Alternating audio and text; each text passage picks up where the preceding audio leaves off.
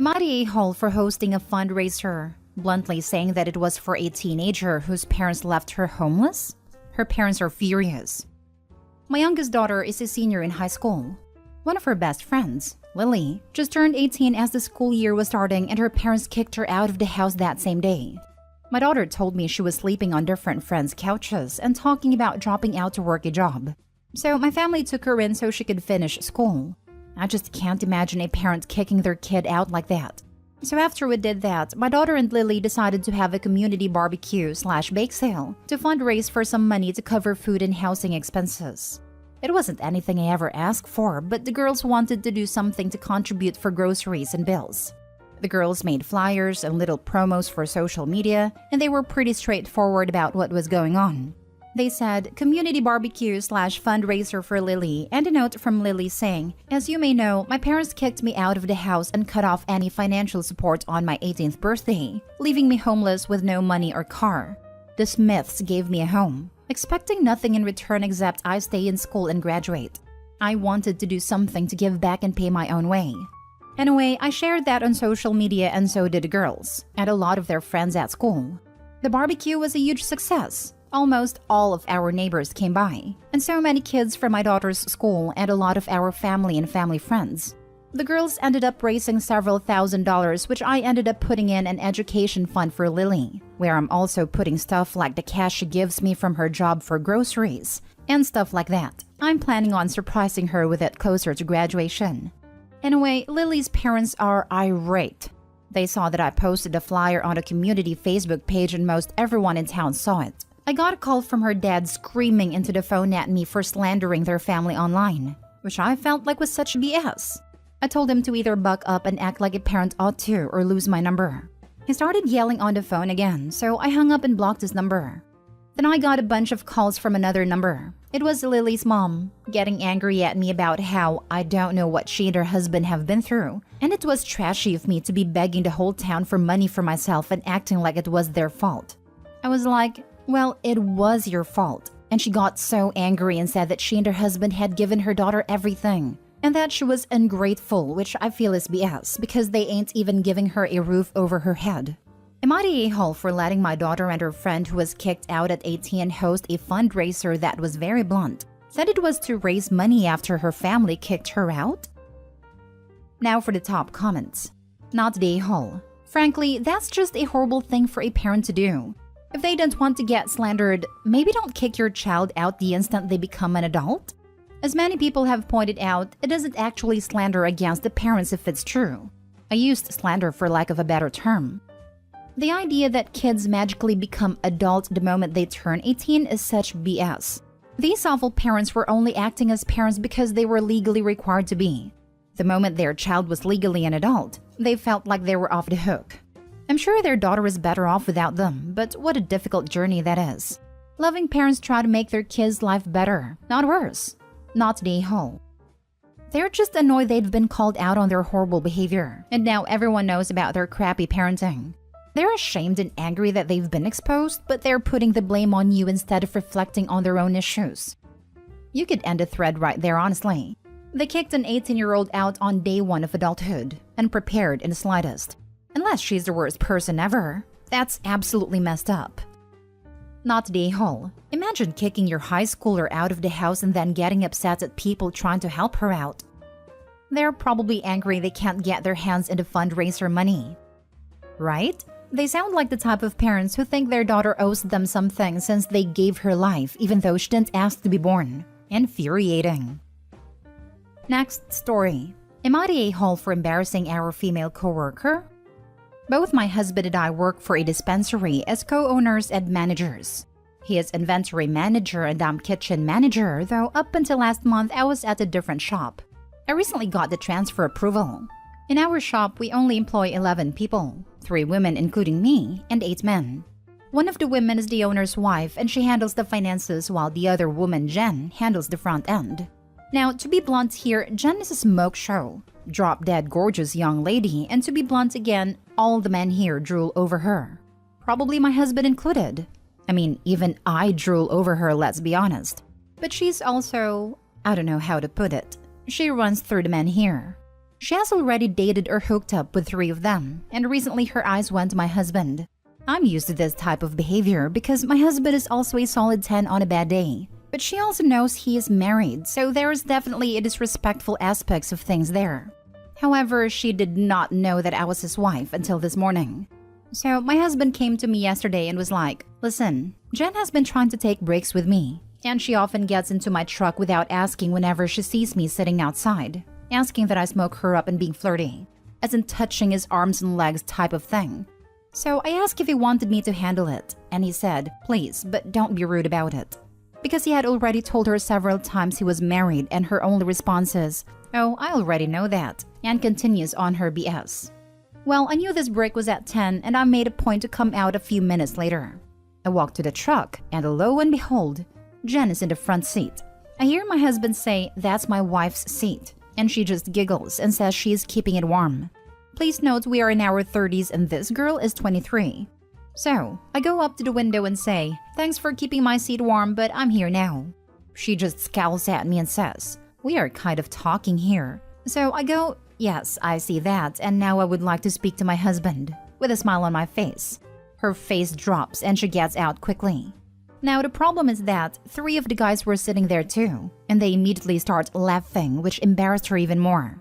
The owner's wife said I should have pulled Jen aside and said something versus embarrass her in front of everyone. Am I the a-hole? Apparently, Jen and the owner's wife are the only one who thinks so. Not the a-hole. Wait, so your husband directly told her to stop her behavior. It was unprofessional/unwanted. It's not cute or funny or whatever. And she continued to harass him? Why has she just not been fired? She is the owner's wife's cousin. She has been reported several times, but due to this girl being related to the owners, nothing is done. How many times has your husband had a documented meeting with HR about being harassed by this woman? Does he have the documentation showing that HR has declined to take care of the issue? He personally has only reported it once, as it just recently started happening, and he does have the written statement he made to the owner's wife. This was 5 days ago. However, there are 2 other male employees whom have reported her at least 3 times between the 2 of them, and one of them didn't get a written statement as the owner's wife said it wasn't necessary. Next story. Am I the a-hole for turning away a friend after he showed up to my birthday dinner without RSVPing? I had a birthday dinner this weekend. A week before the dinner, I sent a mass text out to 8 of my friends, telling them the location, date, and time, and to let me know by a certain date if they are coming so that I can make a reservation at a hibachi place. Most people said they could come, one friend said they couldn't make it, and another friend never responded. A couple days later, I was talking to one of the friends I invited about the dinner, and they said they thought the friend who didn't answer was coming, but they weren't sure. I said that he needs to RSVP, so I have the exact head count for the reservation. I never heard from the friend who didn't respond, so I made a reservation accordingly. I should add that before I made a reservation, I texted in the mass text chain with, "Last chance to RSVP as I'm making the reservation at this time today." The day of my dinner, the friend who didn't respond showed up right as the hostess was asking for the name of the reservation. I told her that we had an extra person show up, and I apologized. She looked to see if she could place all of us, but was unable to find a place to accommodate an extra person without us having to wait 2 hours. So I told a friend who didn't RSVP that he could not join us for dinner. He got mad and told me I was a bad friend. He told me it was embarrassing to be turned away from a birthday party and that he wasted time and gas coming out. I told him he should have RSVP'd. He told me he told our friend that he might be going. I told him that wasn't good enough, and he should have told me. He told me that I should have asked him if he was coming. Am I the a-hole? Edit. For those stating I should have assumed he was coming because another friend said he might be, I don't work off of hearsay. Especially since the friend who said this is known for saying lots of things that don't turn out to be true or turn out to not happen. I never take what they say seriously. Now for the top comments. He got mad and told me I was a bad friend, says the guy who didn't RSVP 2 times. He apparently told me he told our friend that he might be going. Even then he was not sure if he was gonna come. He told me that I should have asked him if he was coming. What does this guy think an RSVP is? Does he want someone to take a paper slip with, "Will you come to my birthday dinner?" Tick yes or no? Someone like this is not a friend. Not the a-hole. Cut him off from your life. You don't need this toxic and manipulative embarrassment of a human being for a friend. He told someone who wasn't involved in making the reservation that he might be coming. He didn't even mention it to Opie. He clearly was just digging himself into a hole by blaming Opie and couldn't even see it. Nice friend. Actually, I'm thinking he was hedging his bets. He didn't know if he was going because he was waiting to see if he had any better options for then. He didn't, or his first choice fell through, so he just went with a backup option. Not the hole. He had 2 chances to RSVP. He ignored both. That's on him. Not the hole. You ask people to RSVP. He didn't. You didn't include him in the reservation. End of story.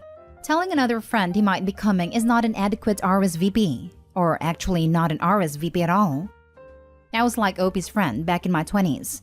Can't speak for the friend, but for me, I was really distracted all the time and unable to make a commitment.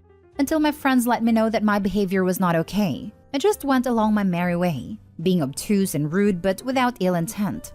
I'm not saying this to excuse Opie's friend, more to point out that Opie did exactly the right thing by drawing a line in the sand.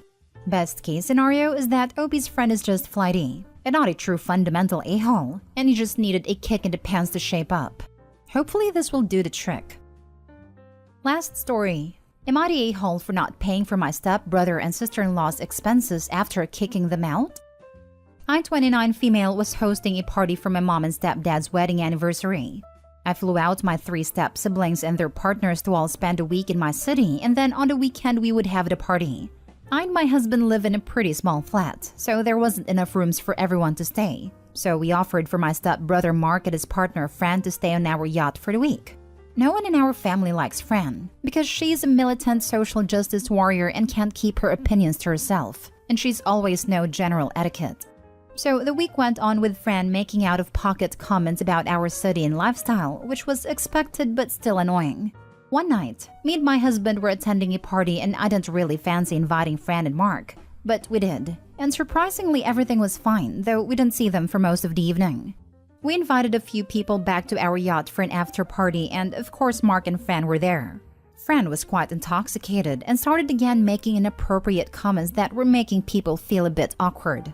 One of our friends was telling a story about how he did something funny that incurred a fine. Fran got upset and said how the fine he had paid was more than most people make in a year, and he should be ashamed to be happy to throw that much money around. She said she was sad to see the amount of money being spent in our city and how ungrateful and wasteful we all are. Cue awkward silence. I jokingly said that next time Fran should take herself camping because I didn't spend the money to fly her out here, treat her to dinners and parties and yachts for her to be sad. And everyone laughed and moved on. Eventually, everyone left and we went to bed. The next morning, I told Mark and Fran that I was humiliated and horrified by her behavior, and I wouldn't have people being disrespectful to me while staying on my property. Of course, they were still welcome to come to the party and the flights home were taken care of, but they couldn't stay on the yacht until the party. I probably would have relented if there had been genuine remorse from them, but Fran doubled down on her attitude and I'd had it. After a brief argument, they left and went to stay in a hotel. The party went off without a hitch. We were all keeping the peace for parents' sake. A few days after they'd gone home, they sent me a bill for their hotel stay, saying that since I'd kicked them off the yacht, I should pay for their expenses. I sent them a response telling them where they could put their bill. This made the rounds and my parents are now asking that I pay the bill, as it was a lot of money for them and not for me, and they came on holiday with the expectation that they wouldn't have to budget for accommodation. I said they wouldn't have had to if they'd had an ounce of decency, and that I won't be paying. But my parents are begging me so that it doesn't impact Mark and Fran financially. Am I the a-hole? Edit. Since this is a point of contention, yes, we did ask Mark and Fran if they were okay with the after party. Mark in particular was a fan of someone coming to the after party, so was very enthusiastic about it. And Fran said yes also. Had they wanted to go to bed, we'd have gone elsewhere. They came on holiday with the expectation that they wouldn't have to budget for accommodation. Well, you invited them and accommodated them with the expectation that you wouldn't be inconvenienced or humiliated by their disrespectful, sanctimonious behavior. So they should just learn to live with their disappointment just as you do with yours. Not the a-hole. Not the a-hole. You don't bite the hand that feeds you. Opie paid for an entire trip and Fran wanted to criticize them for it, while still reaping the benefits. This isn't about rich versus poor. I get why people can get upset with those living lavishly. It is about benefiting from someone's kindness and showing no tact or grace or respect. That's a good point. Friend may well have a point and or justification for her arguments, but for goodness sake, there's a time and a place. Spouting off about yacht-owning people being evil whilst on said yacht is kind of stupid. That said, I'm a bit confused why someone has a small flat but owns a yacht. I feel like yacht-owning people would live in some kind of large home. But what do I know? I'm not one of the yacht-owning people. Just about the yacht thing, in our city it's pretty common. Property is super expensive. And even if you have an obscene amount of money, you won't get the kind of space you would find in New York City or Dubai, for example. They just don't build like that here. So our apartment is quite pokey. It is a 5-bedroom, but with my other step-siblings there and my husband using one as an office, we didn't have any spare space, and the rooms aren't ones where you could double up. That said, even this apartment was multiple times the cost of the yacht, so the yacht wasn't out of our means of spending. And it's the same for so many people here. Info. One of our friends was telling a story about how he did something funny that incurred a fine. Would someone who doesn't own a yacht consider this a funny anecdote? Or is that a question you can even answer? Yes, it wasn't funny, haha. It was one of those things you look back on and go, yeah, that was funny in hindsight. And he told it humorously. But it wasn't an out of touch, I backed my Lambo into a lake kind of thing. It was something that could have happened to anyone. And it's only because of the job he does that he got a fine from the association that his job is under. Other people do things like he did all the time, and there is no fine.